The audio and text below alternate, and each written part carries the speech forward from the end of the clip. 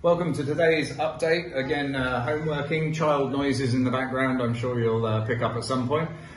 Yesterday we had a green day on the US markets. That was the second day in a row that was green, which doesn't seem like anything remarkable, but it's actually the first time that's happened since February. So it is a reasonably important thing. And it probably would have been a lot more green. There was quite a big sell-off at the end of the day because there was, we still don't have this fiscal stimulus package signed off, so it's been agreed, but it hasn't actually been signed yet. And there was rumours at the end of the trading day yesterday that there could be a glitch with that.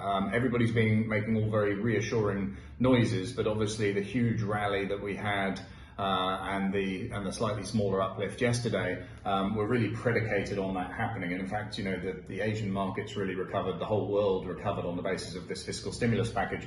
I think one interesting thing about this fiscal stimulus package is effectively, if you take out the money that's going to the Fed, the actual direct stimulus that's being attached is about $2 trillion, which is about 10% of US GDP. But actually the fiscal multiplier is less than 1. So what that means is that for every dollar that the government is spending, it's not going to add a dollar of GDP. It's going to add less than a dollar of GDP. So even though the stimulus amount is somewhere around the predicted potential drop in GDP, they might have to go again if this crisis gets dragged out or drags along. So this is kind of wartime levels of stimulus that are being applied here, and it still might not be enough. So it's going to be very interesting to see how that pans out. Obviously, the most important thing from my perspective is that there's 375 billion that's earmarked for small businesses. This is quite an important aspect because it's small businesses that are really going to suffer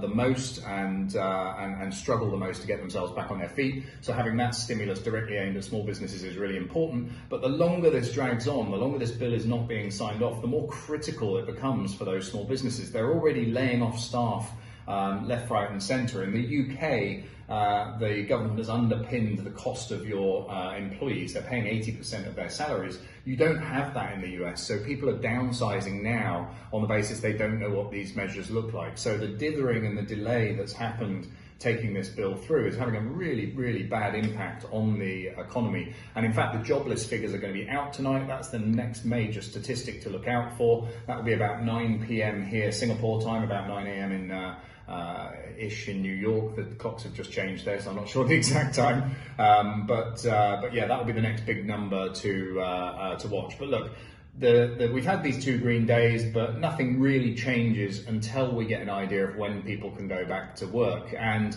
here in Singapore, we're at the kind of we were the second country to get the virus. We were the second largest number of cases. Obviously, the Singapore government has been incredibly good at containing, isolating, tracing those cases and keeping on top of it. But even here, we had a spike yesterday, and it's basically returning Singaporeans and Singapore residents, mainly students that are being brought back from the US and the UK where they're studying, are bringing more cases back into Singapore. And so we might even see further lockdown measures in Singapore as a result of this spike. We just have to watch and see what happens there. But until we get some idea of when things can start to get back to normal, or whatever the new normal looks like, I think there could still be a lot of volatility in markets. They don't need much bad news, I think, to drive them down, and it also seems they don't need much good news to drive them up. So at the moment, we are still in a very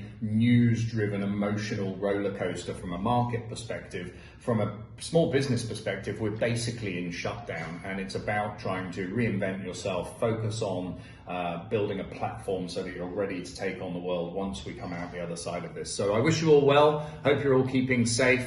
Hope you're enjoying lockdown. I'm setting myself if they do have a lockdown here, I'm setting myself some fitness challenges here. So I might share those with you as something other than talking about markets and things like that.